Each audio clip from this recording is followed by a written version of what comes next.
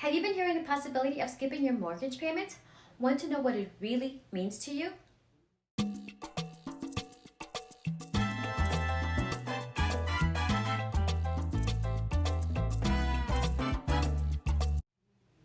Hi friends, one of my lenders put out a quick video which I am about to show you.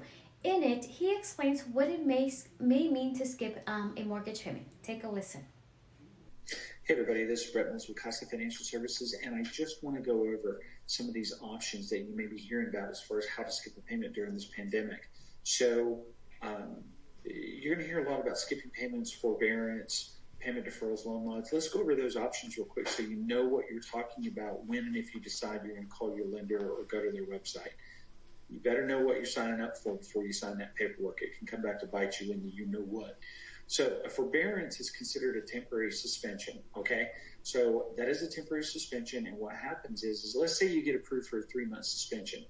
At the end of that 3 months, when you go to make that 4th month payment, they're going to want the missing 3 months all at the same time. So it's going to be like 4 months of payments. That's a lot.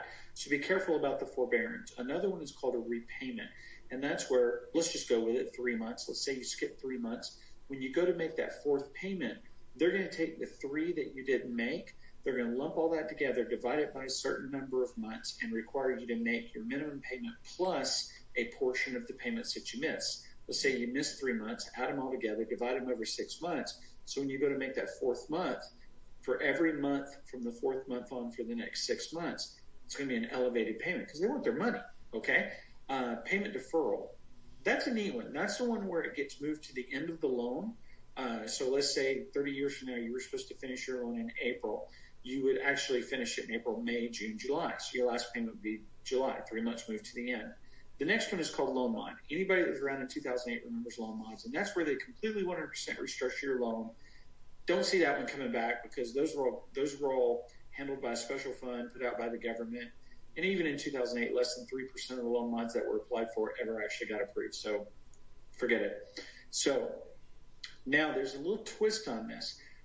Forbearance, repayment, and payment deferred, those are all forms of forbearance, okay? So there are Fannie Mae and Freddie Mac guidelines that says as long as your loan is in forbearance, you cannot refinance. So if you apply for one of these skip your monthly payment things during the pandemic, which, look, if you need to, no judgment from me. If you have to, if you need to, if that's what you need to do to keep your home, then by gosh, you do it. But understand what you're getting into. You could be in a situation where, because of Fannie Mae guidelines, once this is all over with, once it's all said and done, because your loan is in forbearance, you may never be able to refinance again. And we're not really certain how Fannie Mae and Freddie Mac are going to handle that because they haven't put out any guidelines on this. So just be super careful. I'm going to invite you to call me, 619-644-8344, extension 101. If you or anyone you know, give them my name and number. They can call me and I can kind of explain it to them what they're getting into. And then also when they apply to that lender, whatever that lender offers you or them, friends, family, coworkers, more than welcome to give me a call and review with me what it is you're being told to make sure that you really do understand what they're saying to you. Because a lot of times this mortgage lingo, it can read like Greek stereo instructions. Okay? So anyway, give us a call, 619-644-8344. I'm at extension 101 and I have no problem talking to you about your goals. Thanks a lot, Brett Mills. Friends, if you need to call your lender and ask to skip your payments in order to save your home, please do so. We just want you to know the pros and the cons of what it means to skip a payment. So when you make that phone call, you are more knowledgeable. You know what to ask for and what to be aware of. Brett has invited you to call him with questions, and you can reach him at 619-644-8344, or as always, you can call me to bounce off your ideas and to ask questions.